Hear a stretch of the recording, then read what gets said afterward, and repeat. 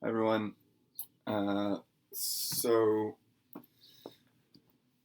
first things first, I'm sorry that I'm late on getting this video to you, and I'm gonna try to be on time next time because I know that you guys, everything's crazy, but we need to try and more or less keep a schedule.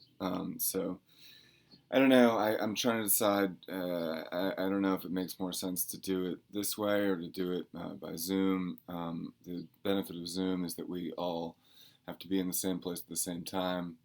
I think that's good for schedule, and schedule can be good for sanity. But I think for a couple of reasons, we're going to keep doing the videos, and we'll have the Zoom office hours.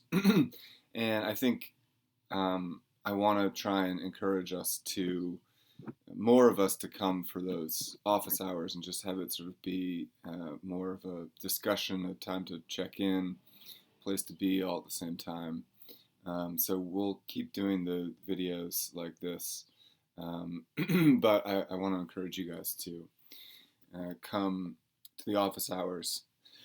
Excuse me. Don't have coronavirus. I just have this cough I've had for months. Uh, yeah. I think that part of the issue here is as we continue with these online classes is that it's seems really difficult to be motivated to keep doing, especially work in philosophy. I have found the you know especially reading Plotinus has been difficult even for me. Metaphysics is not necessarily a useful thing to be thinking about and reading in a time of urgency and crisis, emergency, when we need to be thinking about and acting in the interest of the material world. Right? We're reading Plotinus telling us that the physical world is all evil and we need to be, um, you know, uh, striving for the eternal and the non corporeal, the ideal. Uh, and I've been feeling impatient with Plotinus. I also assigned a criminal amount of reading for you guys at this last Plotinus section. And so, uh, I would focus just on the first chapter of the fourth Aeneid, which is actually the third tractate in the fourth Aeneid. Uh, that's what we'll spend most of our time on today. Uh, but I actually want to start off with tractate 8 in the seventh Aeneid. One of the sections you were supposed to read was the sixth Aeneid, tractates 7, 8, and 9, just 8 and 9. And I don't think we're going to get into too much of that, but I want to just talk a little bit about the beginning of this tractate 8 in the sixth Aeneid, because I think there's something here that speaks to this reservation about metaphysics and the sort of point of philosophy in a time like this. So let's look. I'm on page 512 and 513 here, and we'll just look at this briefly. Last class we were talking about free will and what it means to have free will to Plotinus. And remember, the only real choice that we have as humans is whether or not we are going to follow the necessity of the physical world, be bound by the laws of necessity in physics, or if we're going to be bound to the intellectual principle and the order of the soul and the ideal form. Right? It's a choice between, in essence, two kinds of necessity. One kind of necessity, the necessity of the intellectual principle, is freedom. The other kind of necessity is the absence of freedom. We're free when we choose to bind our will to the intellectual principle, and unfree when we bind ourselves to the physical world. Now, let's just read a little bit more. Tractate 8 in the 6th Aeneid is also about freedom. And, you know, freedom is ultimately a question that is important for even times of crisis like now, because it's about not just do we have freedom, but what is the proper use of freedom? How do we use our freedom? To what extent do we have freedom? And what ought we to do in situations like this? Now, I don't,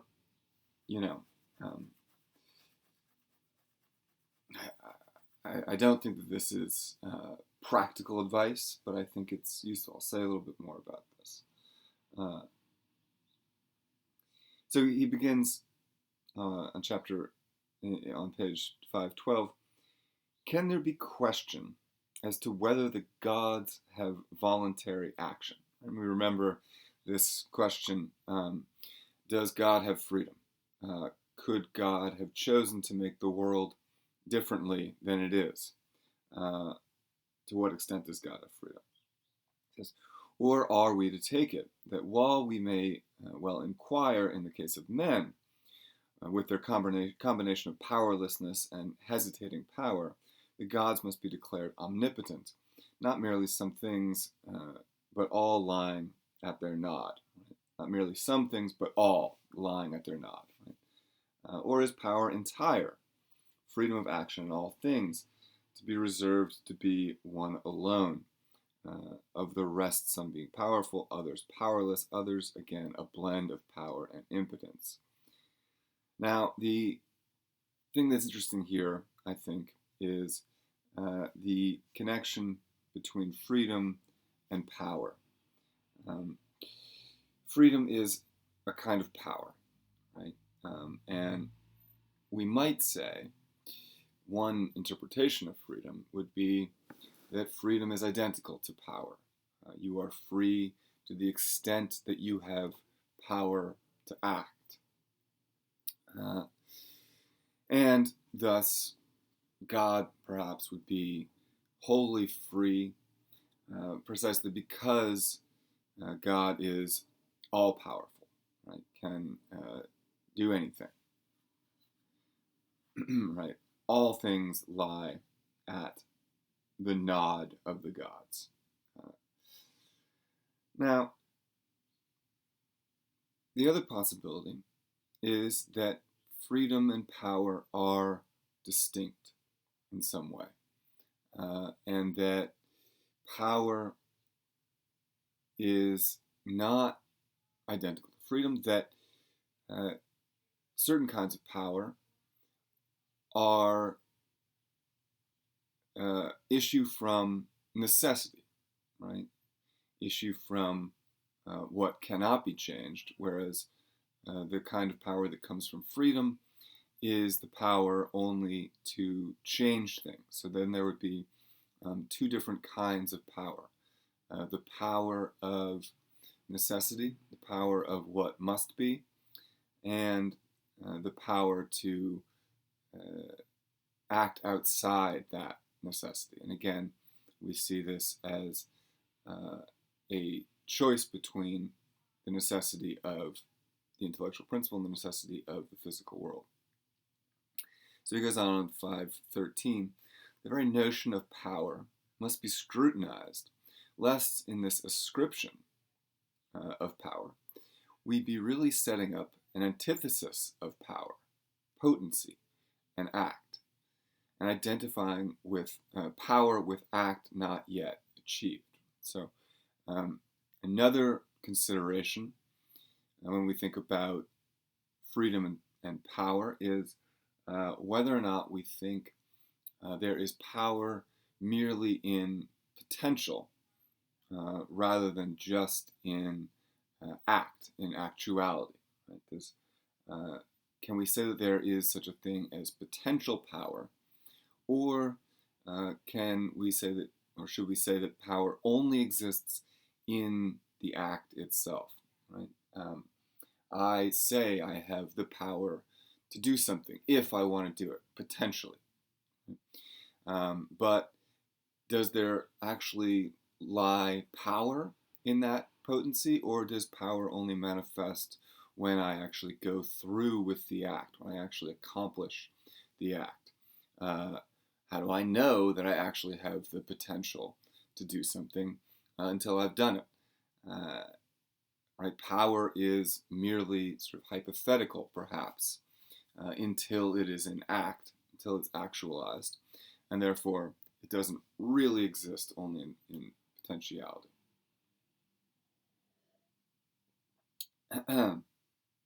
So he says, what must be intended when we assert that something is in our power? What is the conception here? How do we decide what we actually can do? How do we know what's in our power? Right? Maybe we can't know what's in our power until we do it. Similarly, he asks, what do we mean when we speak of freedom in ourselves, and why do we question it? And the second point is interesting. Why do we question that we have freedom, or that we have certain kinds of power? This is one of the biggest philosophical questions going. Is there free will? Do humans have freedom? And right, what Plotinus is asking here is, why would we think not? Right, as I've said, for Plato and Aristotle, it is assumed that we have a certain amount of freedom of choice, free will. There is no sort of sense of strict determinacy of necessary natural laws in classical Greek philosophy the way there is in Roman philosophy. Greeks had a concept of fate and of destiny, but those are conceived very differently than the kind of necessity that Plotinus is talking about here. So why do we have this question? How does this question arise? And Plotinus' answer is, the question arises essentially out of this dualistic philosophy that Plato gives us. It's a consequence of that Athenian classical philosophy.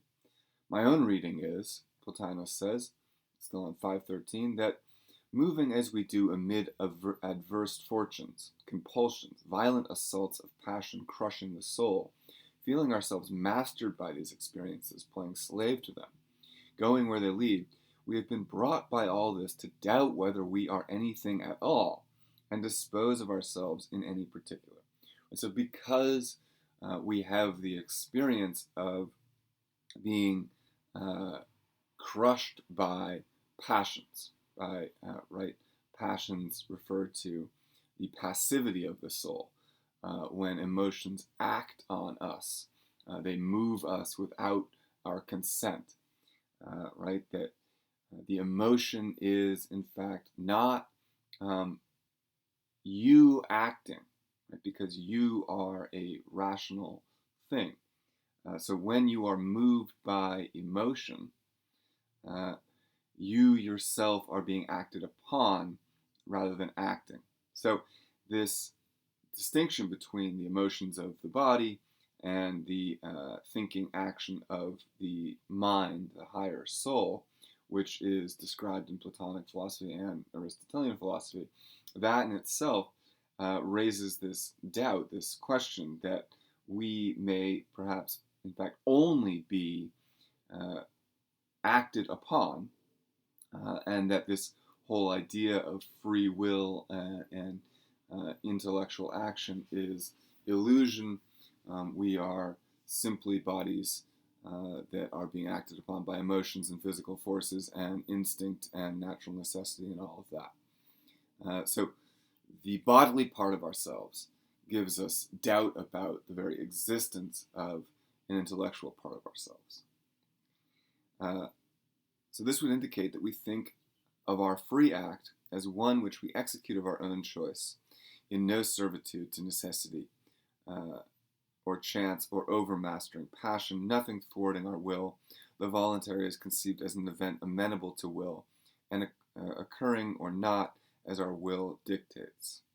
And so we thus imagine our will in opposition to the soul-crushing force of emotion as being completely free, right?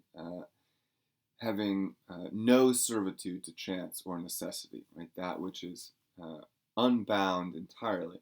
Plotinus thinks that's not quite right either, right? Neither are we completely determined by physical forces and emotions.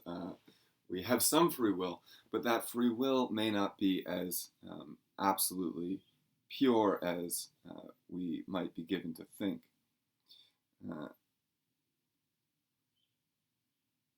Now, this is where things get a little bit more specific and interesting, and this is why I wanted to bring this up. At the last paragraph on 513, he says, differing conceptually, the two conditions will often coincide, but sometimes will clash.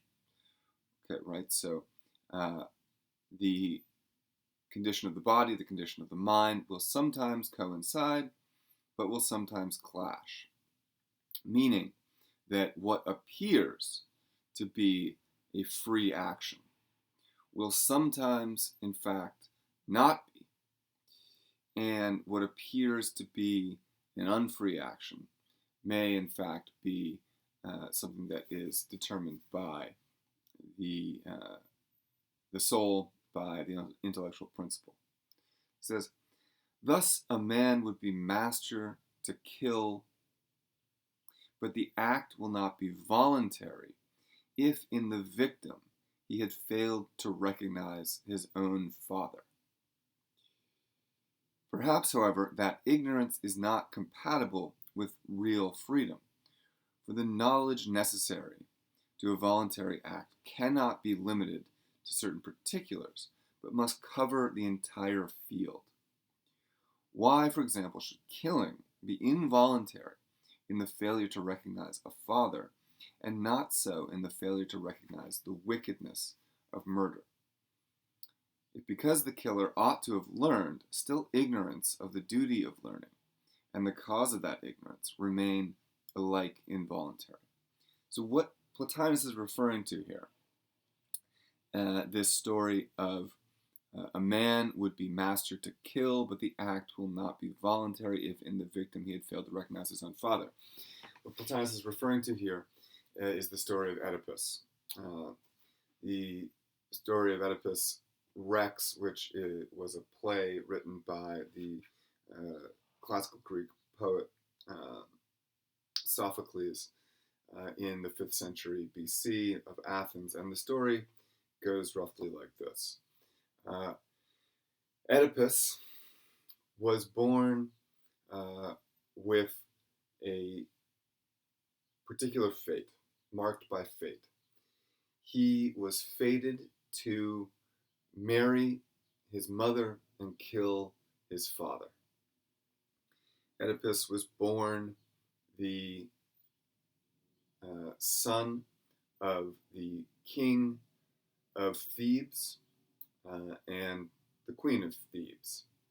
He was born a prince and was right? When it was learned that he was fated to kill his father and marry his mother, his parents left him on a hillside to die. Uh, that's not how fate works. You can't avoid your fate so easily. And this baby on the hillside is picked up by a shepherd. And the shepherd takes the baby back and raises the baby as his own. So Oedipus gets some foster parents. Now, Oedipus's fate, however, doesn't change when he is adopted and when he learns to call a different set of people mother and father. And his fate is revealed to him once again by the oracle at Delphi, when an oracle reveals this fate to him. I actually don't remember if it's the oracle at Delphi. It might be a different oracle. So trying to be transparent in my not having brushed up on every detail of the story. So please forgive me, but I'll be clear about what I'm remembering correctly and not. So this fate is revealed to Oedipus after he's been adopted, and he decides, well, I don't want to kill my father, and I don't want to marry my mother, and so to try to avoid this fate, I'm going to get as far away from home as possible.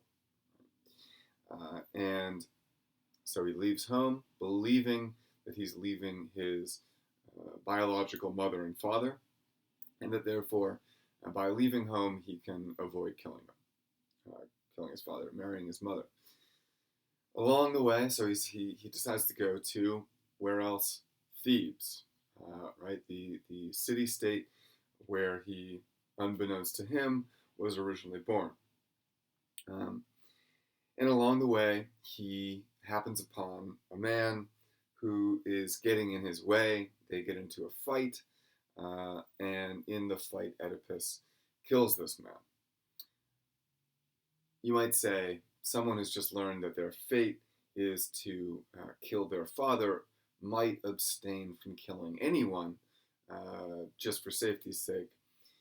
But again, that's not how fate works, for better or for worse, sadly, in this case. So Oedipus kills someone, and of course, it turns out later on that this person that he's killed is his father. Now, when he arrives at Thebes, there is a Riddler. Anyway, there's a Riddler, and the Riddler is telling a series of riddles. There's a plague on, and this is why I bring this story up.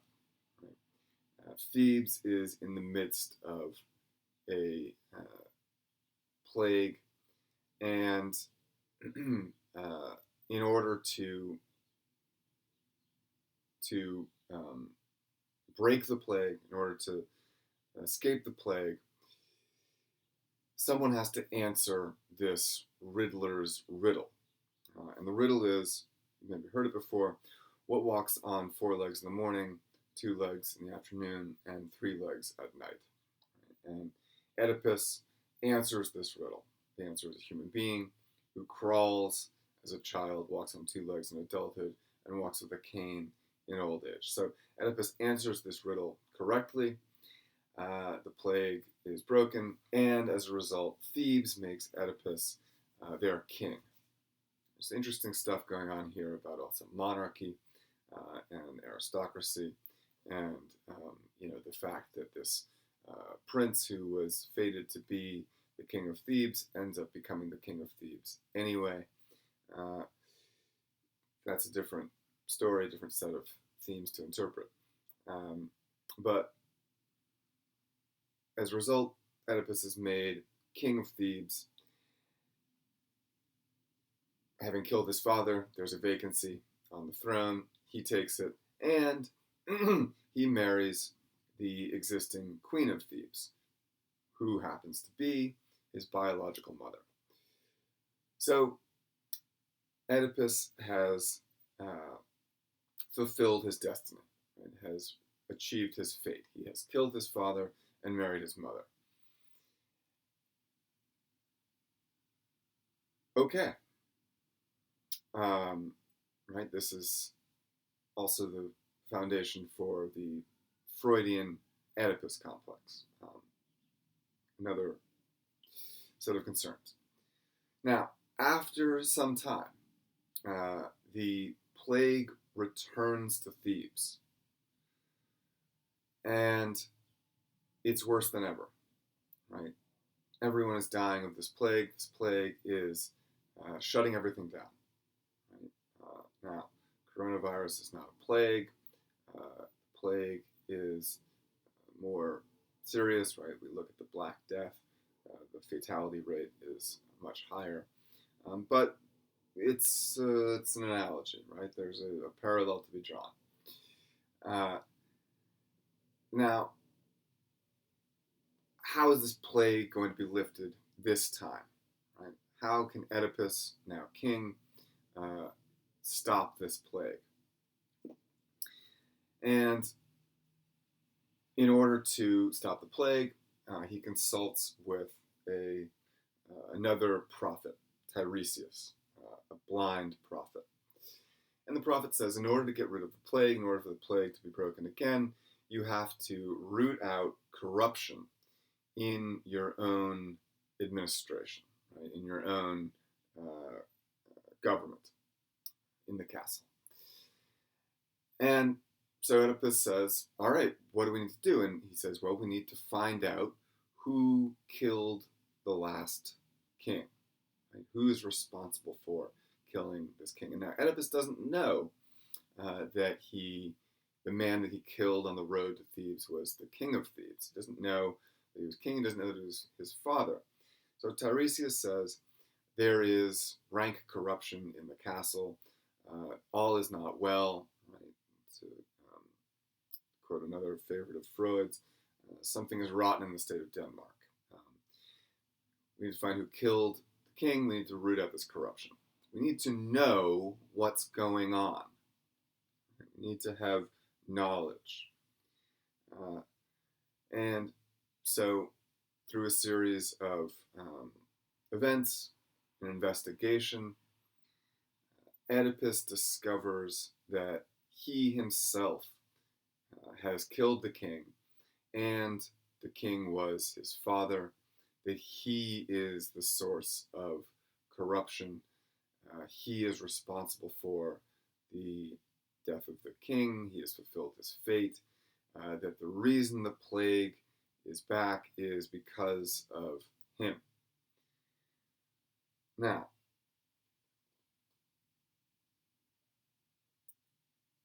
a man would be master to kill, but the act will not be voluntary if in the victim he had failed to recognize his own father.